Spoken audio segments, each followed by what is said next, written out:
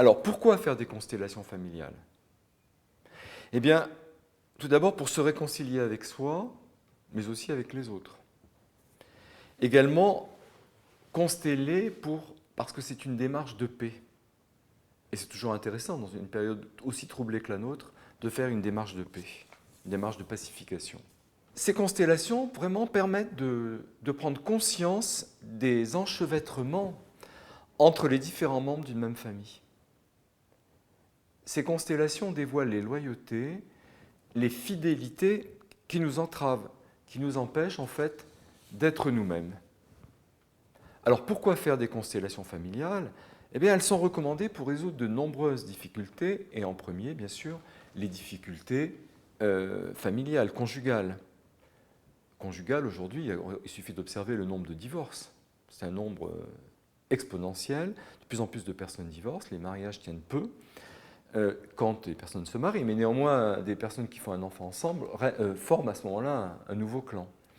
Donc, les difficultés conjugales, pourquoi? Quand il y a mauvaise entente, quand il y a des relations conflictuelles, divorce, séparation. Ou alors, au niveau familial, quand il y a mésentente entre les parents, les enfants, au sein d'une fratrie. On peut faire ça également pour faire un deuil. IVG, fausse couche, mort prématurée, mort brutale, suicide. Ce sont toujours des drames lourds dont on ne parle pas. Et quelquefois, on les occulte. On n'en parle plus. L'oncle s'est suicidé, mais on ne va pas en parler pour ne pas troubler les enfants. On va parler de mort accidentelle. Donc là, ça va former progressivement ce qu'on appelle des secrets de famille. Il peut y avoir aussi, on peut aussi consteller des difficultés professionnelles, des difficultés à s'intégrer dans une équipe, à prendre des décisions, à vivre des situations répétitives ou des situations de stress. Ça peut être également aussi des difficultés comportementales, par exemple manque de confiance en soi, manque de confiance dans les autres, mauvaise image de soi, troubles alimentaires. Il y a donc beaucoup de cas que nous pouvons consteller, ou aussi tout simplement des difficultés à atteindre des objectifs. Voilà.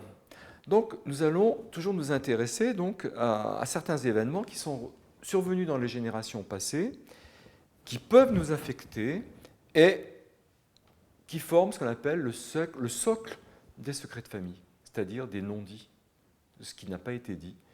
Et souvent, qu'est-ce qui se passe? Eh bien, ce sont les derniers nés d'un clan, qui vont porter ces secrets de famille, qui sont chargés, en fait, en quelque sorte, de l'équilibre du clan. Et ce sont les derniers qui ramassent la mise, qui ramassent donc les non-dits, qui portent la mémoire et l'histoire de l'arbre. Et comme le disait Carl Gustav Jung, ce qui ne vient pas à la conscience revient sous forme de destin. En fait, en naissant dans cet arbre, nous acceptons inconsciemment d'y jouer un rôle, et ce rôle souvent nous dépasse. Alors nous pensons, voilà, surtout quand on est jeune, à l'adolescence ou à la jeune adulte, nous pensons être libres, avoir le libre arbitre. Que nenni, nous sommes en fait en quelque sorte mus, nous sommes tenus par des conflits, des peurs, des croyances, des enjeux qui en fait ne nous appartiennent pas. Et le but de ces constellations, c'est justement de mettre de la lumière là où il y a de l'inconscience, de détricoter en quelque sorte les fils de l'histoire et d'identifier ce qui appartient à chacun, de rendre ce qui appartient au grand-père ou à la grand-mère et que nous portons toujours par amour, mais de manière inconsciente. Donc l'objectif des constellations, c'est vraiment de sortir de ces loyautés, de ces fidélités, pour couper le cordon avec ce qui ne nous appartient pas. Alors ces fidélités, ces loyautés ont une puissance colossale, énorme. Et ce sont ces dynamiques qui poussent les plus jeunes générations à réparer. Et d'ailleurs, j'ai relu une phrase de Marcel Ruffo dans un de ses ouvrages qui disait « Les adolescents, qui sont souvent, on dit toujours que c'est l'âge difficile, les adolescents ne font que mettre en scène les problèmes non réglés de leur clan. » Et je trouvais cette phrase très percutante. Alors, cette méthode des constellations familiales, en fait, a été fondée par le psychanalyste allemand Bert Hellinger. Il y a eu d'autres créateurs aussi des constellations familiales, quasiment au même moment, ont émergé en Amérique latine, en particulier avec Alexandre Jodorowsky, il y a aussi l'américaine qui vivait en Californie, Virginia Satir, qui a observé les Amérindiens et leurs rituels. Lui, Bert Hellinger, c'est un Allemand donc, qui est né en 1925, qui a 8 ans lorsqu'Hitler arrive au pouvoir, et qui, à la fin de la guerre, devient prêtre. C'est un catholique, et il est envoyé en mission en Afrique du Sud. Et là, il observe le culte des ancêtres chez les Zoulous. Et là, on va partir, c'est en quelque sorte là, ce qui va permettre de faire germer les constellations familiales. Parce qu'il observe que lors de ce culte, les ancêtres sont honorés, sont sanctifiés par des prières, par des offrandes, par des hommages. Pour quelle raison? Tout simplement pour bénéficier de leur bienveillance, pour qu'ils intercèdent auprès de Dieu, en quelque sorte, ils servent d'intermédiaire entre Dieu et les vivants du clan. Donc cette bienveillance des ancêtres, dans ce culte des ancêtres, donc, est admise comme nécessaire pour bénéficier de retombées positives dans la vie. Alors ceux qui ont été éventuellement oubliés, occultés, nous allons voir que nul ne peut être exclu d'un clan. Nul ne peut être exclu et doit être réintégré. Là, lors du culte des ancêtres, les oubliés sont réintégrés par des rituels, par des rituels de paix.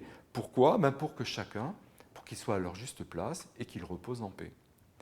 Et par ricochet, qu'est-ce qui va se passer pour les vivants du clan? Eh bien, les vivants vont ressentir une puissance extrêmement bénéfique.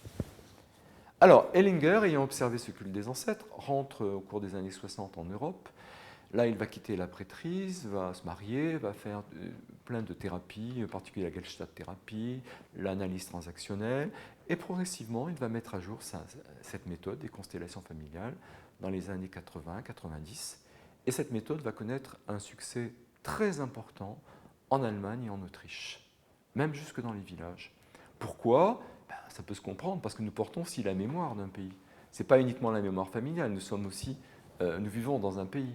Et là, les Allemands ont porté une lourde culpabilité par rapport au régime nazi, par rapport à toutes les monstruosités, en particulier avec les 6 millions de morts juifs, avec les déportations, avec toutes ces guerres et ces atrocités, c'est 60 millions de morts, si on considère que la guerre a été aussi mondiale.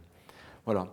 Donc ce travail va énormément aider les Allemands à se libérer du poids de la culpabilité, à la fois culpabilité individuelle, mais aussi culpabilité collective. Donc ce travail permet, vous voyez, de nettoyer en fait les mémoires familiales. Mais aussi, et c'est là que c'est aussi très intéressant, c'est pour ça que je disais tout à l'heure que c'est une démarche de paix, parce qu'elle permet de nettoyer la mémoire ou les mémoires d'un peuple. Et là, c'est un véritable travail de pacification. Alors, d'où vient cette appellation de constellation familiale? En fait, elle veut souligner cette phrase que chaque forme de vie dans l'univers a une place unique. Or, dans le cosmos, si une étoile n'est plus à sa place, qu'est-ce qui va se passer? Ça va constituer un désastre. Ça va être désastreux. Mais c'est pareil, par analogie dans les familles, quand quelqu'un n'est pas à sa place ou n'est pas à sa juste place, cela forme aussi un désastre. Donc Bert Hellinger a parlé de placement familial et ça a été traduit donc par constellation familiale. Un jour d'ailleurs, lors d'une constellation, Bert Hellinger interrogeait un de ses patients parce qu'il disait qu'il adorait Othello, il adorait l'opéra, inspiré de la pièce de William Shakespeare. Et vous savez que Othello a tué son épouse Desdémone par passion, parce qu'il pensait qu'elle le trompait. Pour lui, c'était insupportable. Et Hellinger demande à son patient, mais qui a tué dans ta famille? Et son patient lui répond, mais du tac au tac, comme si quelque chose tout à coup émergeait de lui, alors qu'il ne le savait pas jusque-là. Mon grand-père a tué ma grand-mère. On savait que la grand-mère était morte accidentellement, et tout à coup, le secret a été révélé. Il portait, mais vous voyez, le secret avait suinté, et il portait le secret de famille, voilà, en aimant la pièce d'Othello. Là, c'est une forme un peu light, on va dire. Ça peut être des fois plus brutal que ça. Donc voilà, le but des constellations familiales, c'est vraiment de faire un lien entre nos difficultés actuelles et notre histoire familiale. L'objectif, vraiment, c'est de nous libérer, de trouver notre autonomie, afin de vivre un présent serein, mais aussi un futur serein. Parce que ça ouvre la porte à la réconciliation avec nous-mêmes et aussi avec notre lignée. Et du coup, ça crée un pont vers un futur plus serein, plus heureux. Voilà, donc l'approche des constellations, vraiment des territoires inconnus, hein, de l'inconscient humain, individuel et collectif. Donc si vous voulez d'autres explications, si vous voulez avoir des dates concernant les constellations familiales, je vous invite à aller sur mon site www.constellation-familiale- au singulier, hein, donc www.constellation-familiale-camp.fr.